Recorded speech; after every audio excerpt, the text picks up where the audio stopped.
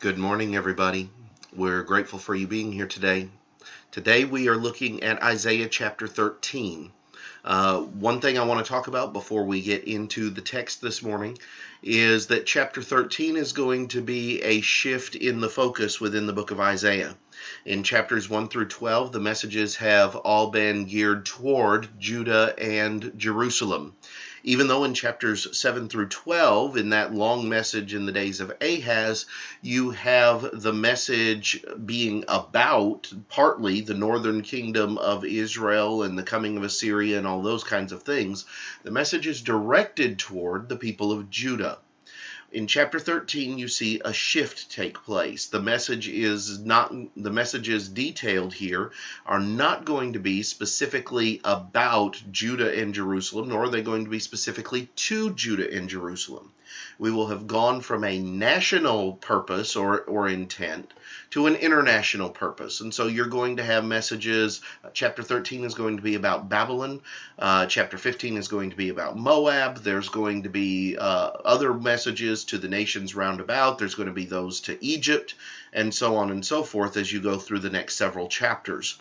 And so we reach the international section of the book of Isaiah, beginning in chapter 13. In chapter 13, the message, as we've already said, is to Babylon. And it is going to be the first part of the message to Babylon because you're going to have the message in both chapters 13 and 14. Chapter 14 is a continuation of chapter 13. So we won't see the entire message today. We will simply be looking at the first half of it. And so let's consider what we find in Isaiah chapter 13. As we look at the message from God through the prophet Isaiah, he says, "The burden against Babylon, which Isaiah the son of Amos saw. Lift up a banner on the high mountain, raise your voice to them, wave your hand that they may enter the gates of the nobles. I have commanded my sanctified ones. I have also called my mighty ones for my anger, those who rejoice in my exaltation. The noise of a multitude in the mountains, like that of many people, a tumultuous noise of the kingdoms of nations gathered together. The Lord of hosts musters the army for battle. They come from a far country, from the end of heaven, the Lord and his weapons of indignation to destroy the whole land. Wail, for the day of the Lord is at hand. It will come as destruction from the Almighty. Therefore all hands will be limp, every man's heart will melt, and they will be afraid. Pangs and sorrows will take hold of them. They will be in pain as a woman in childbirth. They will be amazed at one another. Their faces will be like flames. Behold, the day of the Lord comes, cruel with both wrath and fierce anger, to lay the land desolate, and he will destroy its sinners from it. For the stars of heaven and their constellations will not give their light. The sun will be darkened in its going forth, and the moon will not cause its light to shine. I will punish the world for its evil, and the wicked for their iniquity. I will halt the arrogance of the proud, and will lay low the haughtiness of the terrible. I will make a mortal more rare than fine gold, a man more than the golden wedge of Ophir.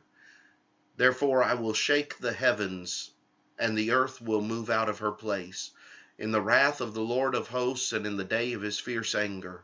It shall be as the hunted gazelle, and as a sheep that no man takes up. Every man will turn to his own people, and every one will flee to his own land. Every one who is found will be thrust through, and every one who is captured will fall by the sword. Their children also will be dashed to pieces before their eyes. Their houses will be plundered, and their wives ravished. Behold, I will stir up the Medes against them, who will not regard silver, and as for gold, they will not delight in it. Also their bows will dash the young men to pieces, and they will have no pity on the fruit of the womb. Their eye will not spare children. And Babylon, the glory of kingdoms, the beauty of the Chaldeans' pride, will be as when God overthrew Sodom and Gomorrah. It will never be inhabited, nor will it be settled from generation to generation, nor will the Arabian tents pitch here, nor will the shepherds make their sheepfolds there. But the wild beasts of the desert will lie there, and their houses will be full of owls. Ostriches will dwell there, and wild goats will caper there.